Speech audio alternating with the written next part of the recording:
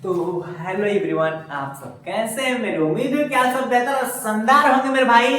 तो आज की क्लास में हम लोग पढ़ने वाले हैं जो हम लोग का क्या था, चैप्टर था केमिकल रिएक्शन जो था मेरे भाई, यानी कि जो अभिक्रियाएं का जो चैप्टर पढ़ रहे थे हम लोग केमिस्ट्री का फर्स्ट चैप्टर, उसका पार्ट नंबर 3 है। क्लियर? रासायनिक अभिक्रिया और समीकरण चैप्टर है ना मेरे भाई, उसका आज पार्ट नंबर 3 पढ़ रहे थे। इसमें क्या पढ़ेंगे?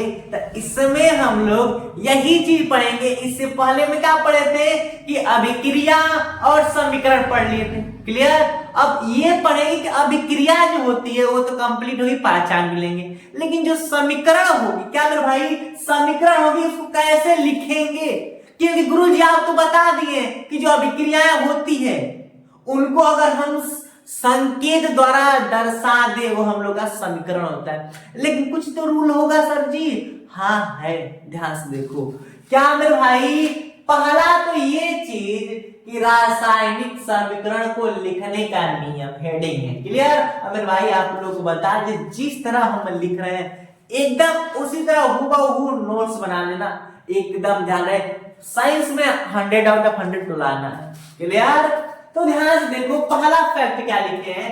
लिखे हैं कि किन्हीं दो अभिकारकों एवं उत्पादों के मध्य प्लस चिन्ह लगाया जाता है। गुरुजी कहने का सेंस क्या है? तो आप लोग बताए हैं ना कि अगर हम क्या मेरे भाई कार्बन ऑक्सीजन क्रिया करके CO2 बनाते हैं, है कि नहीं? तो ये बताइए, अब ये बताए किन्हीं दो अभिकारक का एगो अभिकारक एगो अभिकारक, इनके बीच में कौन सा चिन्ह लगाएंगे? तो प्लस का चिन्ह लगाएंगे। ये भी हम लोग का रासायनिक समीकरण लिखने का एक नियम है। क्लियर है कि नहीं? लिखते हैं ना, ये चीज ध्यान दो। फिर दूसरा मेरे भाई, तभी तो पता चलेगा कि हाँ है। आई जरूरी नहीं है कि अभिकारक में ही लगेगा, उत्पाद में भी लग सकता है। लग सकता है ना, लगेगा ही अगर वैसा नियम हो तो। क्लियर? अगर वैसा कोई अभिकारक आ जाए। फिर लिखा है कि अभिकारक को बाई ओर, अब बताओ जो बाई ओर लिखते हैं, बाई ओर, क्या मेरे भाई, बाई ओर लिखते हैं, वो हम लोग का अभिकारक जो है उसको बाई तरफ और उत्पाद को हमेशा दाईं तरफ। तो दाया है तो ये हम लोग उत्पाद हो गया, और ये बाएं है तो अभिकारक हो गया। क्लियर? ये भी एक रूल है। कंफर्म? दो तो समझ में आ गया होगा, हाँ, कि अभिकारक उत्पाद के बीच में प्लस चिन्ह लगाना है। और दूसरा ये भी समझ में आ गया होगा कि हाँ, बायां तरफ और दायां तरफ क्या होता है। क्लियर? क्या हम लोग बता दें कि अभिकारक को बाईं ओर, उत्पाद को दाईं ओर लिखते हैं। क्लियर? फिर तीसरी लाइन क्या कह रहे हैं गुरुजी कि अभिकारक, क्या अभिकारक व उत्पाद के बीच सदैव तीर का चिन्ह होता है। अभी तक हम लोग यहाँ पर कौन सा सिंबल देंगे? इक्वल नहीं, यहाँ पर कौन सा? तीर का चिन्ह होगा कि ये क्रिया करके इसका निर्माण कर रहा है। तो इसलिए समझ में आ रहा होगा कि अभिकारक व उत्पाद के बीच हमेशा, सदैव मतलब हमेशा, तीर का ही निशान लगाया जाता है। क्लियर? समझ में कि नहीं? 3 बातें समझे हैं। कौन कौन सी? अभिकारकों उत्पादों के बीच प्लस का चिन्ह होगा, और दाईं तरफ उत्पाद होता है, बाईं तरफ अभिकारक होता है। अभिकारक का दूसरा नाम बता रखे, कमेंट में लिखो क्या है मेरे भाई। क्लास कैसी लगी ये भी कमेंट बताना। गुरुजी क्लास कैसी लगी बताना मेरे को। कंफर्म? ये तो समझ गए। अब मेरे भाई अगला पढ़ेंगे क्या है कि यदि अभिक्रिया उत्क्रमणीय। सर जी ये उत्क्रमणीय कहां से आ गई? इसमें तो नया आ गया।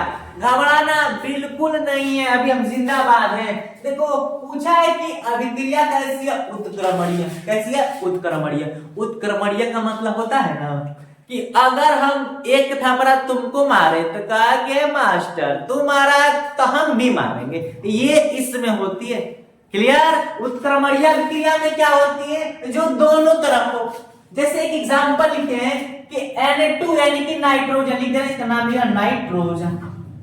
क्लियर? अब प्लस H यानी कि हाइड्रोजन। तो अब बताओ क्रिया करके NH3 यानी कि अमोनिया बनाए। अमोनिया। तो गुरुजी अभी आप बताए हैं कि हम लोग का जो अभिक्रिया और उत्पाद होते हैं, अभिकारक और उत्पाद के बीच हमेशा कौन सा सिंबल होना चाहिए? तीर का। ये कैसा चिन्ह लगा दिए? तो मेरे भाई जानते हो जो अभिक्रिया दोनों तरफ से हो जाए, कहने का मतलब कि N2H2 यानी कि नाइट्रोजन हाइड्रोजन मिलकर NH3 का निर्माण करेंगे। और जब गुस्सा आया मेरे को और इन्हीं को तोड़ेंगे ना, तो फिर ये इसमें बदल जाएंगे। क्लियर? यानी कि ये बन सकते हैं, फिक्स है तो बनेंगे, लेकिन जब इसको तोड़ा जाएगा तो ये बन सकते हैं। कहने का रूल फॉलो कहाँ करता है? जैसे एग्जांपल लेके बता रहे, नॉर्मल सी बात कि चीनी पानी मिलाकर रस बना दिए, तो अब फिर चीनी पानी को वापस ला सकते हैं? नहीं ला सकते। अगर चीनी पानी वापस उस अवस्था में आ सकता है जिस अवस्था में था पहले, तो हम लोग क्या हो जाएगा? उत्क्रमणीय। वही बोले है ना। जैसे एग्जांपल एक और ले लिया हम कि पानी ले ली, पानी को जब हम गर्म करेंगे, क्या मेरे भाई, गर्म करेंगे तो क्या हो जाएगा? देखो पानी का वाष्प लेते हैं, क्या वाष्प को गर्म करेंगे तो हम लोग का पानी बन जाएगा। क्लियर? वाष्प को गर्म करेंगे तो पानी बन जाएगा, लेकिन इसी पानी को फिर हम क्या कर देंगे? ठंडा कर देंगे तो किस बन जाएगा? बर्फ बन जाएगा, है कि नहीं? एक बार बर्फ को गर्म करेंगे तो पानी, फिर पानी को ठंडा किया तो बर्फ बन गया। यानी कि ये अभिक्रिया इधर से उधर हो रही है, उधर से इधर भी, यानी कि दोनों तरफ हो रही है। क्लियर? तो यही हम लोग की क्या होती है? उत्क्रमणीय, जो दोनों तरफ से हो। कंफर्म ध्यान देना, ये 4 नियम है अभिक्रिया रासायनिक समीकरण को लिखने की। पहला कि दोनों अभिकारक उत्पाद के बीच में प्लस का चिन्ह होगा, और अभिकारक उत्पाद के बीच में किसका सिंबल होता है? तीर का चिन्ह होता है। क्लियर? और ये बताए हैं हमेशा याद रखना सदैव तीर का होता है। फिर अगली बताए हैं कि अभिक्रिया जो होती है वह उत्क्रमणीय कब होगी? जब दोनों तरह से क्रियाएं हो सकती हैं। ये मिलकर ये बना है, लेकिन जब इसी को तोड़ देंगे तो ये इसमें बदल जाएगा। क्लियर? ये कौन सी होगी? तो ये हम लोग का उत्क्रमणीय अभिक्रिया भी बोल सकते हैं, उत्क्रमणीय अभिक्रिया भी बोल सकते हैं। कंफर्म आई बात की नहीं? समझ में एग्जांपल लिख रखे हैं यहाँ पर कि नाइट्रोजन हाइड्रोजन मिलकर अमोनिया बनाता है, अमोनिया को तोड़ेंगे तो नाइट्रोजन ऑक्सीजन में बदल जाएगा। क्लियर? आई बात की नहीं? समझ में हाइड्रोजन बदल जाएगा। तो ये था कुछ नियम। अभी मेरे भाई और भी नियम है जो आप लोगों को बता रहे हैं, लेकिन जिस तरह लिखवा रहे हैं एकदम हूबहू इसी तरह नोट्स बनाना, कोई समस्या नहीं होगी। क्लियर? तो अब हम लोग कुछ और आगे भी देखते हैं। तो अब हम लोगों ने देख लिए थे, अब कुछ आगे, जैसे कहां तक समझ गए थे कि अगर अभिक्रिया उत्क्रमणीय होगी तो उनके बीच चिन्ह कैसा लगेगा?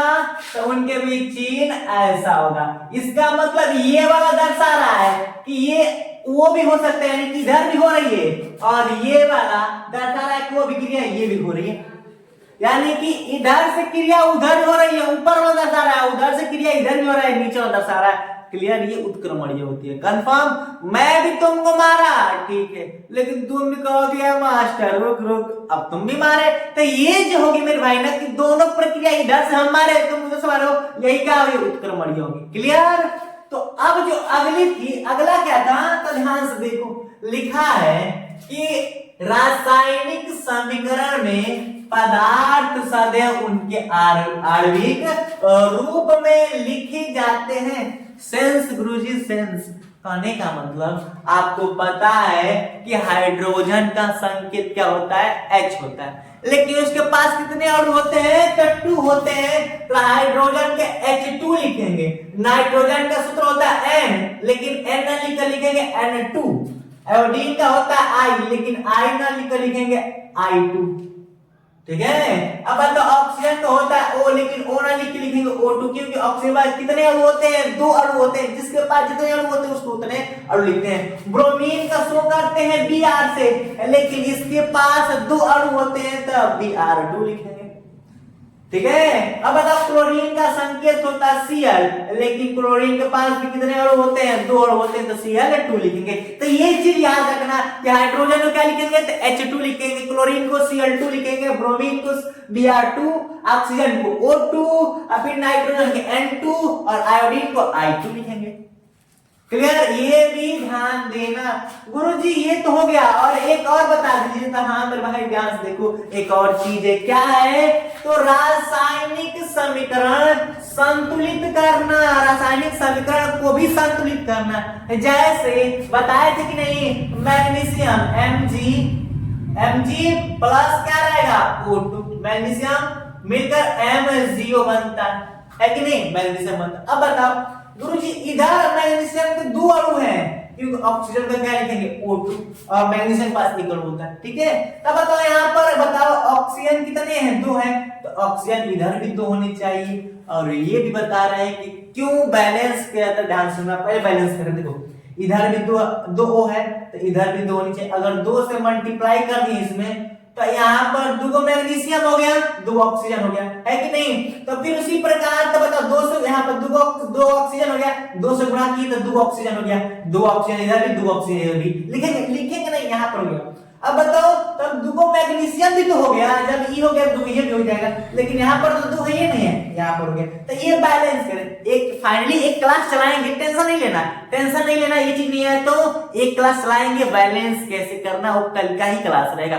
तो ये चीज हम लोग बैलेंस करते हैं, बैलेंस इसलिए करते हैं। अब बताओ तराजू में ऊपर नीचे रहेगा तो दिक्कत है कि नहीं, बैलेंस का मतलब दोनों तरफ क्या होना चाहिए, बराबर, क्या होना चाहिए, बराबर। तो उसी प्रकार इधर भी 2 मैग्नीशियम, तो इधर भी 2 मैग्नीशियम, इधर भी ऑक्सीजन के 2 अणु, इधर भी ऑक्सीजन के 2 अणु, बराबर होनी चाहिए।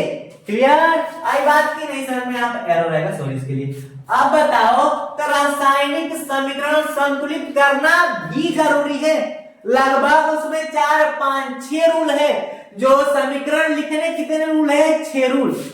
क्या क्या बताए हैं, तो पहला रूल कि दोनों के बीच में प्लस का चिन्ह होगा, अभिकारक उत्पाद के बीच में हम लोग का तीर का चिन्ह होगा, क्लियर। और हम लोग दाईं तरफ लिखते उत्पाद, बाईं तरफ लिखते हैं हम लोग अभिकारक, क्लियर। ये बताएं कि अभिक्रिया उत्क्रमणीय कब होगी, जब उधर से विक्रिया हो रही है और इधर से विक्रिया हो रही है, क्लियर।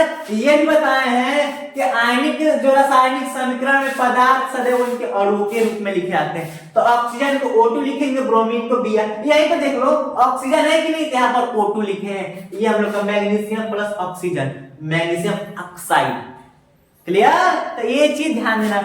और गुरुजी तब हाई का लिखे, देखो अब जो रासायनिक समीकरण को क्या करना होता है, संतुलित। तो ध्यान रखो रासायनिक समीकरण को संतुलित करने के कितने नियम होते हैं, तो याद रख लो इस चीज को, रासायनिक समीकरण को संतुलित करने के कितने नियम, 4 नियम। कितने नियम मेरे भाई, तो 4 नियम से सिद्ध किया जाता है। कौन कौन, जांच एवं त्रुटि विधि, आंशिक एवं समीकरण विधि, संयोजकता विधि और आयनिक समीकरण विधि। दो ध्यान से, जांच एवं त्रुटि विधि, आंशिक समीकरण है, और यह संयोजकता और यह आयनिक, ये आंशिक है और यह आयनिक है। ध्यान देना आंशिक और आयनिक में अंतर होता है, ठीक है। ध्यान से ये नहीं करना कि ये आयनिक ये आयनिक, गड़बड़ हो जाएगा, ठीक है। तो मेरे भाई क्या गुरुजी चारों नियम से हम बैलेंस करेंगे, नहीं, ध्यान देना आंशिक, संयोजकता और 11 और 12 में मिलता हम लोग को, क्लियर। हम लोग जांच एवं त्रुटि विधि जो क्लास 10th है, इसमें जांच एवं त्रुटि विधि ही आती है, क्लियर। इस चीज को ध्यान देना। हम लोगों में क्लास 10th में मेरे भाई हम लोग को ये नहीं देता है कि आप आंशिक विधि से सोल्व कीजिए, संयोजकता विधि से कीजिए, आयनिक समीकरण विधि से कीजिए, क्लियर। हम लोग को क्या करता है, तो हम लोग को जांच एवं त्रुटि विधि सॉल्व करते हैं। तो इतनी तो कंफर्म हुए, हम लोग सीख भी लिए कि हाँ इक्वेशन को बैलेंस करना भी जरूरी है। क्या बैलेंस भी करना जरूरी है। अब तुम लोग को ये भी समझ में आए कितने विधि से करते हैं, तो 4 विधि से, और उसमें हम लोग कौन करेंगे, तो जांच एवं त्रुटि विधि सॉल्व करेंगे। इन 3 से कोई मतलब नहीं है, क्लियर। आई बात की नहीं समझ में, यहां तक तो हो गया मेरे भाई। तो अब हम लोग आगे देखते हैं, देखिए।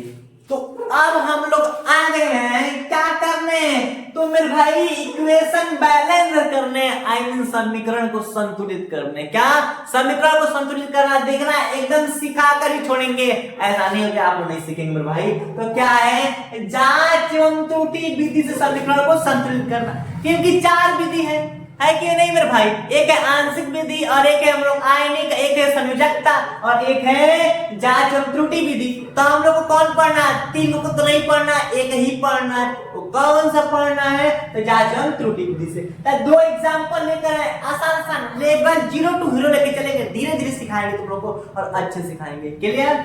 तो हम लोग को बैलेंस करना है और बता दें कि बैलेंस करना क्यों जरूरी है, इक्वेशन को बैलेंस क्यों करते हैं मेरे भाई। तो ध्यान देना, दोनों तरह के अणु क्या हो जाए? बराबर हो जाए, इसलिए बैलेंस करते हैं। क्लियर? कंफर्म? तो गुरुजी बराबर काहे नहीं है? देखो यहाँ पर H 2 बार है, यहाँ पर H 2 बार है, यहाँ पर O 2 बार है, यहाँ पर O कुछ है, एक ही बार है कि? तो समस्या है, तो बराबर है, ये नहीं है कि नहीं? उसी प्रकार देखो यहाँ पर एग्जांपल सेकंड है, क्या है? Ag यानी कि Ag है, तो नंबर समझना कुछ और है। Cl2 तो यहाँ पर Ag एक बार है, ठीक है, यहाँ पर Cl2 दो बार है, यहाँ पर तो एक ही बार है। गुरुजी क्या हो गया? ये बैलेंस करना पड़ेगा मेरे भाई। तो ध्यान रखना कैसे करते हैं। तो सबसे पहले रूल एक है, देखो इसको इस साइड लिखना है, इसको उस साइड थोड़ा लिखना। H कितने बार है? तो H 2 बार है, तो H को 2 लिख देना। और O कितने पहले एक खाना में इसको लिख लेना, क्योंकि ये अलग है, ये अलग है, प्लस है कि नहीं, अलग अलग है। H कितने बार है? 2 बार, 2 लिख देंगे। O कितने बार है? 2 बार है, तो O को भी क्या लिख देंगे? 2 अलग खाना में लिख देंगे। ये हो गया। फिर इसको उधर लिखेंगे, इधर का हो गया, यहाँ पे लिख देंगे। H कितने बार है? 2 बार, इसको भी एक लिख देंगे, इसको एक ही में लिखेंगे क्योंकि एक ही में, अलग अलग नहीं है। H कितने बार? 2 बार है। O कितने बार है? 1 बार है कि नहीं? एक में लिख दिए। अब देखो यहाँ पर H दुगो है, यानी कि H दुगो है, यहाँ पर H दुगो है, ठीक है। यहाँ पर O कितना है? 2 है। अब बताओ यहाँ पर O दुगो है, यहाँ पर O एगो है कि नहीं? तो अब बताओ, अगर हमको 2 लाना हो, क्या करना? अगर 2 लाना हो तो अगर हम इसमें 2 से गुणा कर देंगे तो जो H दुगो था, 2 दूना कितना हो जाएगा? H कितना हो जाएगा? 4 गो। और O एगो था तो O कितना हो जाएगा? 2 गो। तो अब बताओ, O 2 गो यहाँ पर भी, O 2 गो यहाँ पर भी हो गया, लेकिन H यहाँ पर 2 गो है, यहाँ पर H तो 4 हो गया, तो अधिक हो गया, कोई दिक्कत नहीं। अगर हम यहाँ पर 2 से मल्टीप्लाई करेंगे तो यहाँ पर 2 दूना कितना हो जाएगा? 4 हो जाएगा। आई बात समझ में? यानी कि H को हो गया 4 गो, H 4 गो हो गया, O कितना हो गया? 2 हो गया, O कितना हो गया? 2 बार। क्या किए हैं? तो H है, H में 2 का मल्टीप्लाई किए हैं, इसमें कुछ नहीं किए। अब इसमें क्या किए? 2 से मल्टीप्लाई किए। अब हम लोग क्या हो गया? बैलेंस हो गया। कंफर्म? अब एक जिसको दिक्कत है यहाँ पर देखिए, जिसको दिक्कत है यहाँ पर देखो, Ag कितने बार है? तो 1 बार है, कोई दिक्कत नहीं, इसमें लिखो। Cl2, Cl कितने बार है? क्लोरीन कितने बार है? 2 बार हो गया, इसको लिखो। अभी इसका हो गया, इधर और लिखेंगे।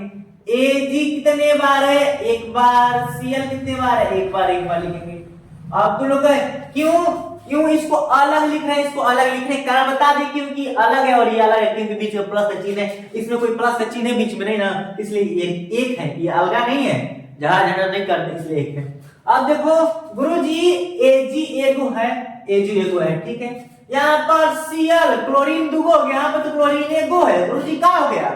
कोई दिक्कत नहीं। अगर क्लोरीन दुगो करना है, यहाँ पर दुगो, अगर यहाँ पर दुगो करना है तो 2 से मल्टीप्लाई करेंगे, तो मल्टीप्लाई इसमें भी होगा, ये मल्टीप्लाई इसमें भी होगा। तो जो Ag था एगो था, तो 2 कम 2 हो जाएगा, क्लोरीन एक था, 2 कम 2 हो जाएगा। गुरुजी हाँ, क्लोरीन दुगो हो गया, क्लोरीन 2 हो गया, लेकिन समस्या अब फंस गई। यहाँ पर Ag आर्गन यहाँ पर दुगो हो गया, लेकिन आर्गन यहाँ पर एक ही हो गया, ठीक है। ऐसा Ag यानी सिल्वर, यहाँ पर सिल्वर 2 हो गया, यहाँ पर सिल्वर 1 हो गया, कोई दिक्कत नहीं। यहाँ पर 2 से गुणा कर दो तो ये भी 2 हो जाएगा, है कि नहीं? अब बताओ, यानी कि सिल्वर भी 2 हो गया, सिल्वर भी 2 हो गया, यहाँ पर भी क्लोरीन 2 यहाँ पर क्लोरीन 2। तो किसका मल्टीप्लाई किए? Ag में 2 से मल्टीप्लाई, तो Ag यहाँ पर 2 से मल्टीप्लाई, फिर इसमें क्या किए? 2 से मल्टीप्लाई। अभी हम लोग का हो गया बैलेंस।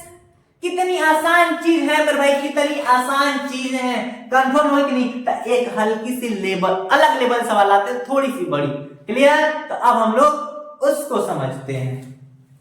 तो अब हम लोग देखते हैं क्योंकि तो 2 एग्जांपल तो समझ गए, तीसरा हल्की सी बड़ी है, ज्यादा नहीं, पहाड़ नहीं है, पहाड़ नहीं, टेंशन मत लो। देखो क्या है लिखा है कि Na सोडियम, थोड़ा तत्व का नाम याद रखो, सोडियम H2 जल, सोडियम इसको लिख भी सकते हैं, कोई दिक्कत नहीं है। क्या मेरे भाई?